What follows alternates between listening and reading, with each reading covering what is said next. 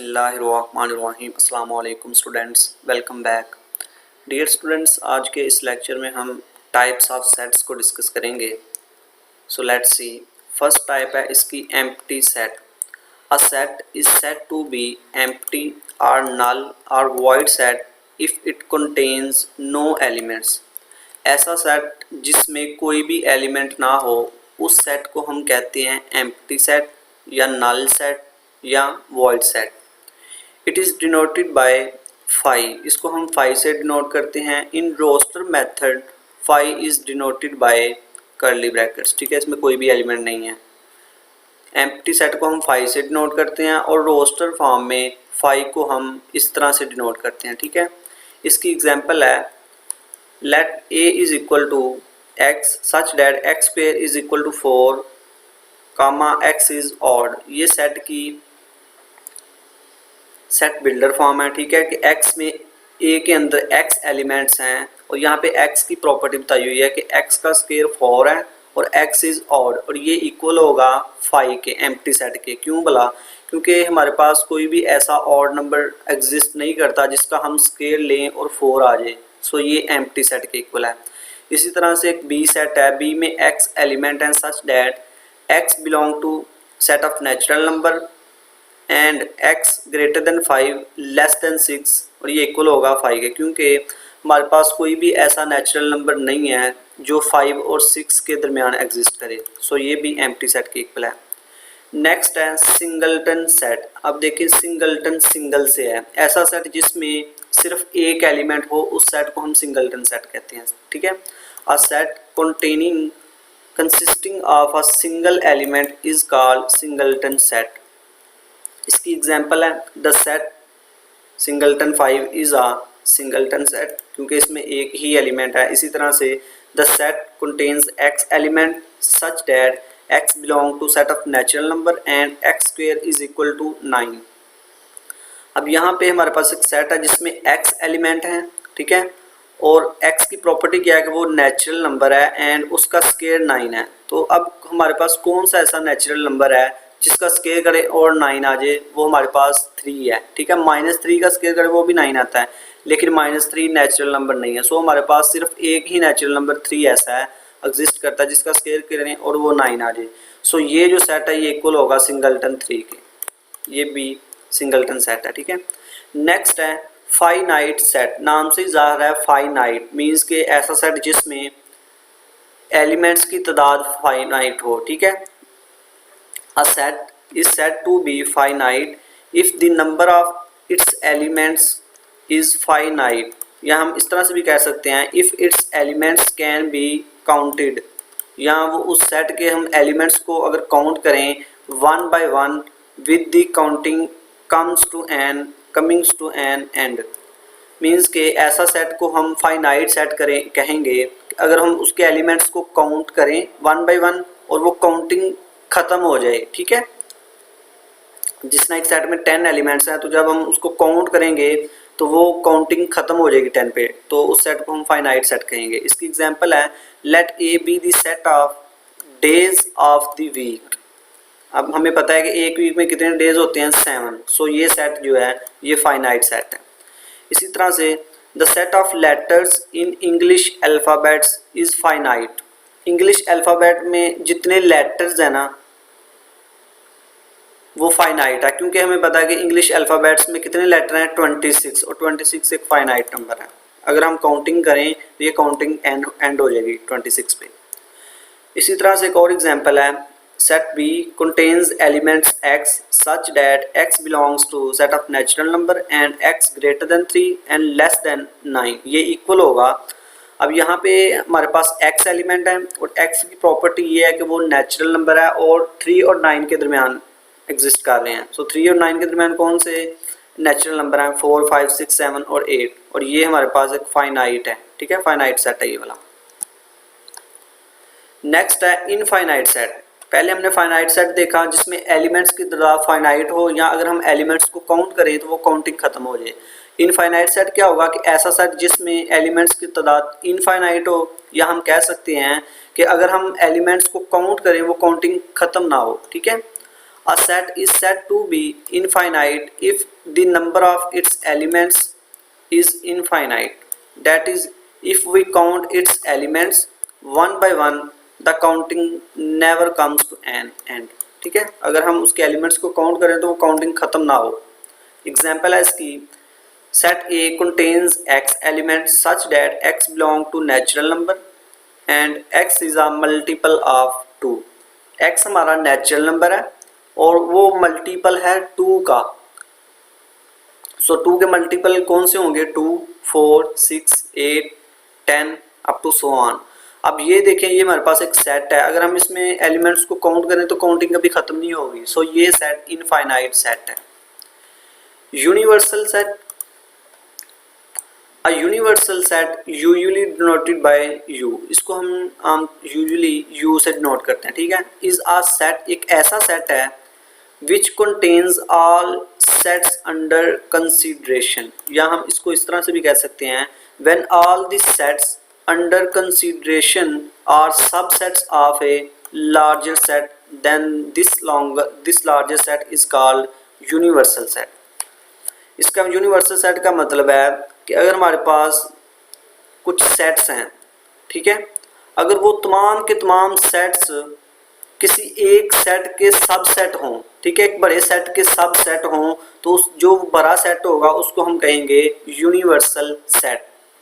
इसकी एग्जांपल है, let u is equal to 1 2 3 4 5 6 7 8 10 11 16.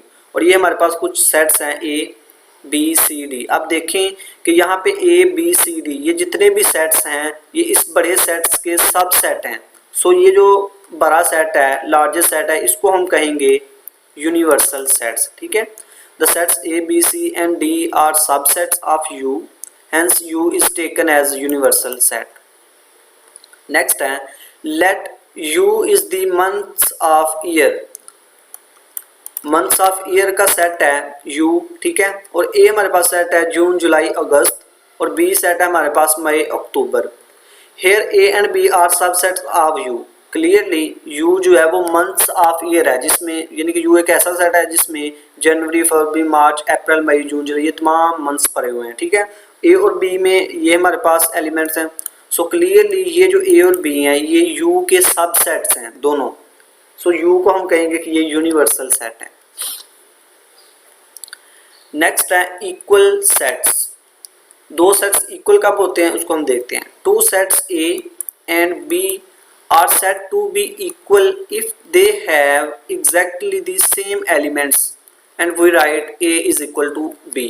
दो सेट्स इक्वल उस वक्त होंगे जब उन दोनों सेट्स में जो एलिमेंट्स हैं वो बिल्कुल सेम है. ठीक है, एग्जैक्टली सेम एलिमेंट्स, दोनों सेट में सेम एलिमेंट. और अगर एक सेट A में 1 2 एलिमेंट्स हैं, ठीक है, सो B के अंदर भी 1 2 लाजमी होने चाहिए. ठीक है, दोनों यानी कि दोनों एलिमेंट्स दोनों सेट्स के एलिमेंट्स सेम होने चाहिए. इसकी एग्जांपल है, let A is equal to 1 2 3 4 and B is equal to 3 1 4 2. अब हमने प्रीवियस लेक्चर में देखा था कि अगर हम किसी सेट को टेबुलर फॉर्म में लिखे तो उसका ऑर्डर मैटर नहीं करता. ठीक है, अगर हमने 1 2 3 4 है, इसको हम 3 1 4 2 भी लिखते हैं तो ऑर्डर मैटर नहीं करता. ये दोनों सेट इक्वल हैं क्योंकि इनके एलिमेंट्स सेम हैं. 1 2 3 4 यहाँ भी 1 2 3 4 है, तो इस वजह से ये सेट इक्वल है, ऑर्डर मैटर नहीं करता यहाँ पे. नेक्स्ट है, let A be the set of prime numbers less than 6. 6 से छोटे प्राइम नंबर्स का सेट है. 6 से छोटे प्राइम नंबर कौन से होंगे? अगर इसको हम लिखें टेबुलर फॉर्म में तो A इक्वल होगा 6 से छोटे प्राइम नंबर्स 2 3 5. ठीक है, ये 6 से लेस प्राइम नंबर्स हैं. ये सेट A है. And P B the set of prime factors of 30. अब P हमारे पास एक और सेट है और ये कैसा सेट है? 30 के प्राइम फैक्टर्स का. अब 30 के कौन कौन से फैक्टर बनते हैं हमारे पास? 1 है, 2 है, 3 है, 6 है. ठीक है, उसके बाद 10 है,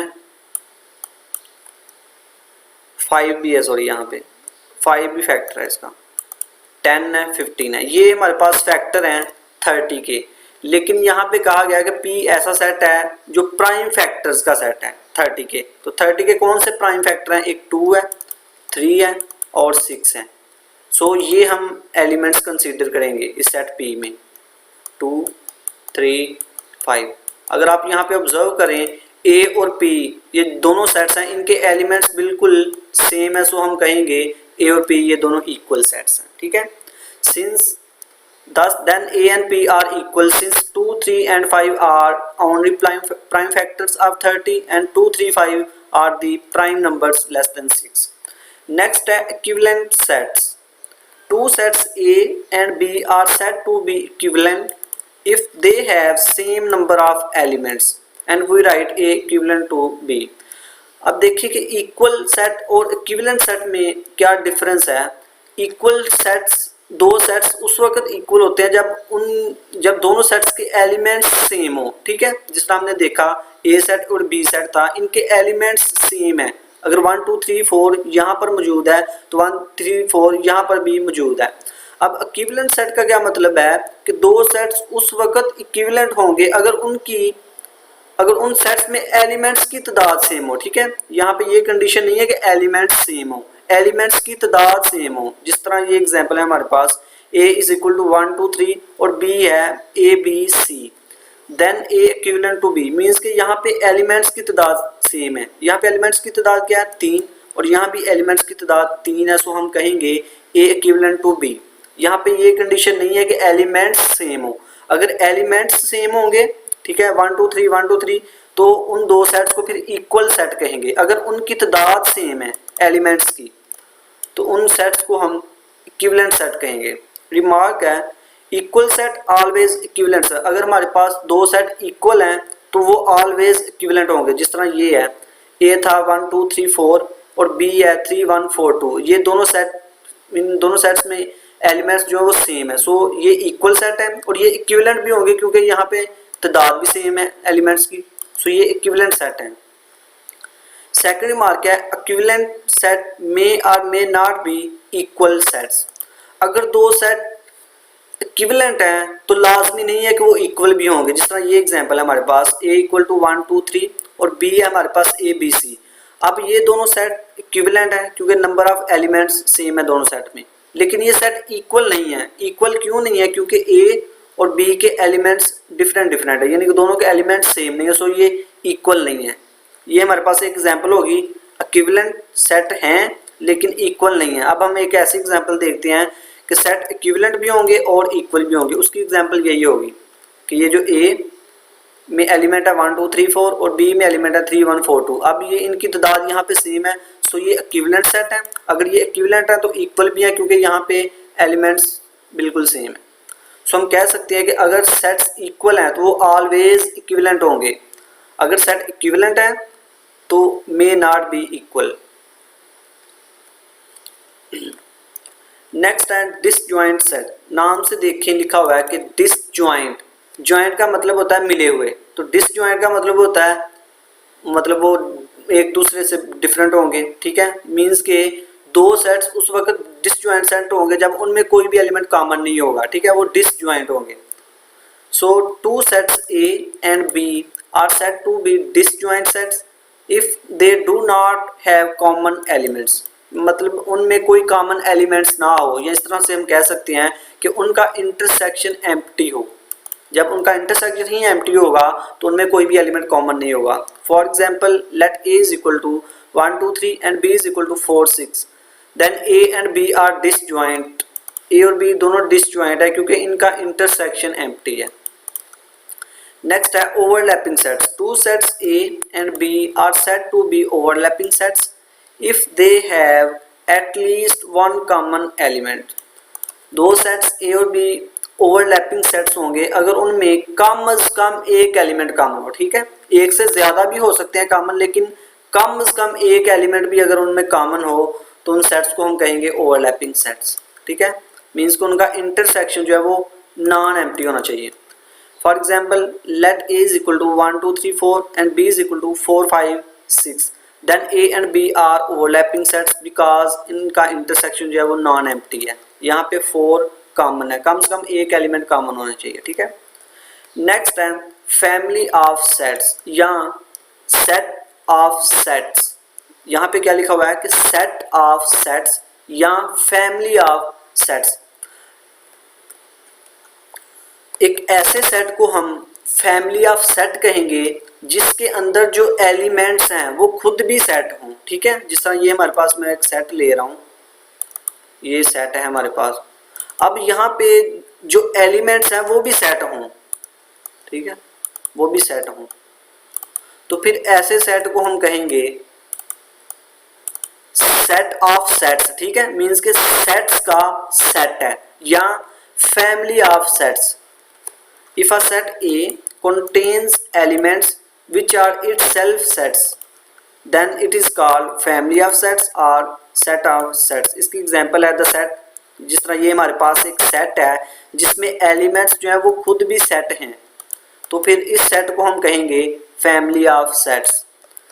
जो एक और एग्जांपल है, let A is equal to 2 comma set 1 3 comma 4 comma set 2 9, then A is not a family of set. अब ये फैमिली ऑफ सेट नहीं है। क्यों नहीं है? क्योंकि यहाँ पे कुछ ऐसे एलिमेंट हैं जो सेट नहीं है। जिस तरह ये 2 है और 3, ये सेट नहीं है।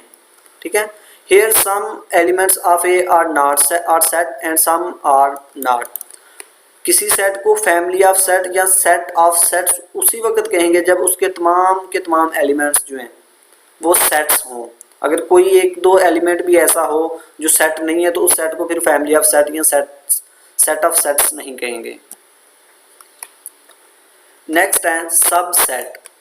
If A and B are two sets such that every element of A is also an element of B, then A is said to be subset of B and is denoted by this। ठीक है, इसका मतलब है कि अगर A हमारे पास कोई set है और एक B हमारे पास सेट है, ये दो हमारे पास कोई सेट है, अगर A का हर एलिमेंट B के अंदर मौजूद हो तो फिर हम कहेंगे कि ये जो A है ये सबसेट है B का।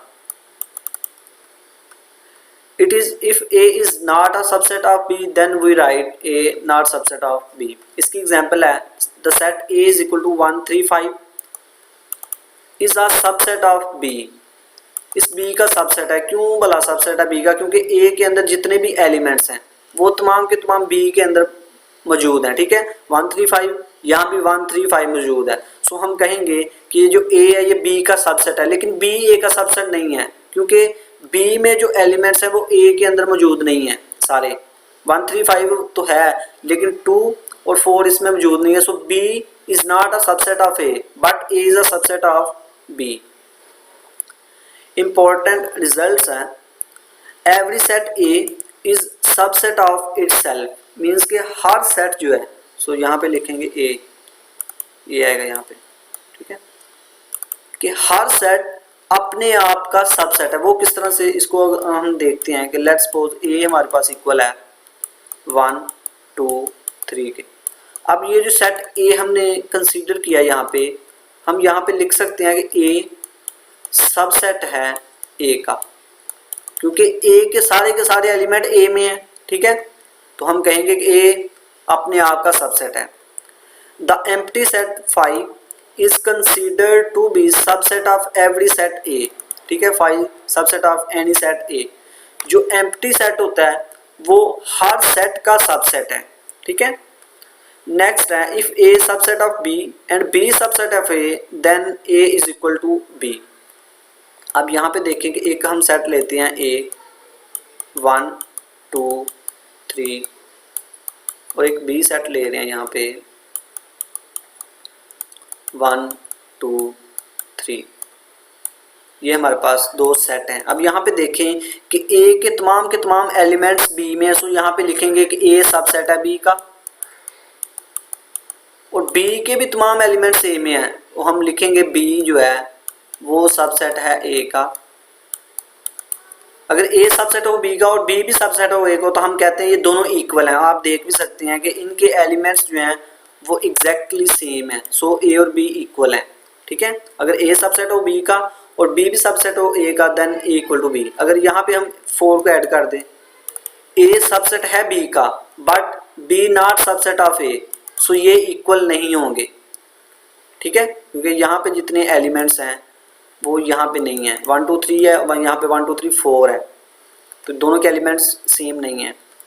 नेक्स्ट है if A subset of B and B subset of C then A subset होगा सी का। ठीक है, number of subsets of a set, किसी सेट के नंबर ऑफ सबसेट्स की तादाद हम किस तरह से फाइंड करते हैं वो देखते हैं। If a set contains n elements then number of subsets is 2 की पावर n। अगर किसी सेट में n एलिमेंट्स हैं तो उस सेट के सबसेट्स की तादाद क्या होगी, 2 की पावर n। जिस तरह एग्जांपल है a is equal to A B C. अब देखिए कि इस सेट में एलिमेंट्स की तादाद कितनी है, कितने एलिमेंट्स हैं यहाँ पे 3। सो इस सेट के सबसेट्स की तादाद क्या होगी, 2 की पावर n, मीन्स के 2 की पावर 3 इज इक्वल टू 8। सो इस सेट के 8 सबसेट्स होंगे। वो कौन कौन से होंगे, द सबसेट्स आर 5। हमने पहले अभी रिमार्क देखा है, तो जो 5 होता है वो हर सेट का सबसेट होता है। सो एक तो ये सबसेट हो गया सिंगलटन ए, ये इस कैपिटल ए का सबसेट है क्योंकि ए इसके सारे एलिमेंट इसमें मौजूद हैं। ठीक है, इस तरह से singleton B, singleton C, 2 point set A B, 2 point set A C, 2 point set B C और ए बी सी इटसेल्फ। ये भी हमने देखा है कि हर सेट अपने आप का सबसेट है। सो इस सेट के 8 सबसेट होंगे। ठीक है,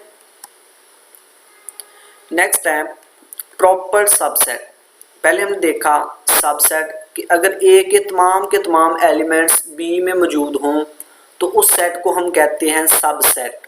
ठीक है, अब प्रॉपर सबसेट क्या है कि any subset A is said to be proper subset of B if there is at least one element of B which does not belongs to A. अब देखें कि पहले हम सबसेट को देखते हैं कि सबसेट हमने क्या देखा था कि हर सेट जो है वो सबसेट है अपने आप का। ठीक है, मीन्स के ए के अंदर अगर 3 एलिमेंट्स हैं तो इस ए के अंदर भी 3 एलिमेंट्स होंगे। सो हम कहेंगे कि ए सबसेट है ए का। अब प्रॉपर सबसेट क्या है कि किसी ऐसे सबसेट को हम प्रॉपर सबसेट कहेंगे बी का अगर बी में कम से कम एक एलिमेंट ऐसा हो जो ए में मौजूद ना हो। ठीक है, तो फिर उस सबसेट ए को हम बी का प्रॉपर सबसेट कहेंगे। जिस तरह ये प्रीवियस अभी एग्जांपल हमने की है, इसमें ये ए हमारे पास एक सेट था। ठीक है, अब देखिए कि इसके प्रॉपर सबसेट्स क्या होंगे। प्रॉपर सबसेट हमने क्या पढ़ा कि ऐसे सबसेट्स को हम प्रॉपर सबसेट कहेंगे जिनमें ए का कि ए में कम से कम एक एलिमेंट ऐसा हो जो उस सबसेट में ना हो। तो यहाँ पे देखें ए जो है ये प्रॉपर सबसेट है क्योंकि ए में कम से कम एक एलिमेंट तो है, बी सी भी है जो इस सिंगलटन ए में नहीं है। इसी तरह सिंगलटन बी जो है ये भी प्रॉपर सबसेट है, सी बी ए सी बी सी ये तमाम जो है ये प्रॉपर सबसेट है। और ये जो है सेट ए बी सी ये इस सेट ए का प्रॉपर सबसेट नहीं है क्योंकि ए में कोई कम से कम एक ऐसा एलिमेंट नहीं है जो इसमें मौजूद ना हो। ठीक है, इसके तमाम एलिमेंट्स इसमें हैं। सो ये जो है ये इसका सबसेट है लेकिन प्रॉपर सबसेट नहीं है। प्रॉपर के लिए कंडीशन है कि बी में कम से कम एक ऐसा एलिमेंट होना चाहिए जो ए में ना हो। ठीक है, सो इसको हम इस तरह से भी लिख सकते हैं कि if A subset of B, अगर ए सबसेट है बी का तो यहाँ पे देखें कि यहाँ पे इक्वल का साइन भी है। इसका मतलब है कि ए के जो एलिमेंट्स है वो बी के इक्वल हो सकते हैं, तो वो है सबसेट की डेफिनेशन। लेकिन प्रॉपर सबसेट क्या होगा कि अगर ए सबसेट बी है but A not equal to B, लेकिन ए बी के इक्वल ना हो, बी में कम से कम एक ऐसा एलिमेंट मौजूद होना चाहिए जो इस ए में ना हो। ठीक है, तो उस केस में हम कहेंगे प्रॉपर सबसेट। सो इसको हम इस तरह से लिखेंगे कि अगर ए सबसेट है बी का but A not equal to B, so इसको हम फिर इस तरह से लिखेंगे। अब इक्वल का साइन नहीं डालेंगे नीचे। ठीक है, let A is equal to 1 5 and B is equal to 1 3 5 6। अब देखिए कि ए के तमाम एलिमेंट्स बी में हैं। सो ए सबसेट है बी का, ये तो हम कहेंगे कि ए सबसेट है बी का। अब ए और बी इक्वल नहीं है, सो ए प्रॉपर सबसेट है बी का। नेक्स्ट है सुपरसेट। अभी हमने देखा सबसेट की सबसेट को कि अगर ए सबसेट है बी का तो हम लिखते हैं ए सबसेट बी, ठीक है। मीन्स के सबसेट क्या था कि अगर ए के तमाम एलिमेंट्स बी में हैं, ए छोटा होगा और बी कोई बड़ा सेट होगा, ठीक है। ए के तमाम एलिमेंट्स बी में है ना, तो ए छोटा होगा, सो ए को हम कहेंगे सबसेट बी का, और यहाँ पे जो बी होगा बड़ा है, ठीक है, ए से, सो इसको हम कहेंगे सुपर सेट ऑफ ए, क्योंकि सुपर इस वजह से कह रहे हैं कि इसमें एलिमेंट्स ज्यादा हैं ए से, ए में कम है, ए को सबसेट कह रहे हैं, बी में ज्यादा है तो बी को हम सुपर सेट कह रहे हैं, ठीक है। B is called super set of A and written as, इसको हम इस तरह से भी लिखते हैं और रीड करते हैं, B is super set of A. Next है पावर सेट। पावर सेट है if A is a set then set of all subsets of A is called power set of A and is denoted by P of A. अब देखिए कि ए हमारे पास अगर कोई set है 1 2 3, ये सेट है। अब इस ए का पावर सेट क्या होगा, set of all subsets of A, इस ए के जितने भी सबसेट्स हैं, अभी हमने पीछे इसके फाइंड किए, इसके कितने सबसेट होंगे वो उसके लिए भी हमने देखा, उसकी तादाद फाइंड करने के, सबसेट की तादाद किस तरह से फाइंड करते हैं, इसमें अगर एलिमेंट 3 है तो इसके सबसेट की तादाद क्या होगी, 2 की power 3 is equal to 8, means के इसके 8 सबसेट होंगे। वो जितने भी सबसेट होंगे उनका अगर हम एक सेट बना दें, ठीक है, यहाँ पे फर्ज करें कि एक ये सेट है 2 3 4 5 6 7 8, अगर ये 8 सबसेट हैं इस ए के, अगर हम इनका एक सेट बना दें ये वाला, तो इस सेट को हम कहेंगे पावर सेट ऑफ ए, ठीक है। यहाँ पे याद रखें कि power set of a always family of set, ठीक है। अभी फैमिली ऑफ सेट हमने क्या देखा था कि ऐसे सेट को हम फैमिली ऑफ सेट कहेंगे कि अगर उस सेट के अंदर जो एलिमेंट्स हैं वो भी सेट्स हों, ठीक है। So power set of A is a family of sets. If A has n elements then power set of A has 2 की पावर n एलिमेंट्स। ऑब्वियसली कि अगर ए में 3 एलिमेंट्स हैं तो पावर सेट में कितने एलिमेंट होंगे, पावर सेट कैसा सेट है, इसके तमाम सबसेट का सेट, तो इसके सबसेट की तादाद क्या होगी 8, सो पावर सेट में 8 एलिमेंट्स होंगे, ठीक है।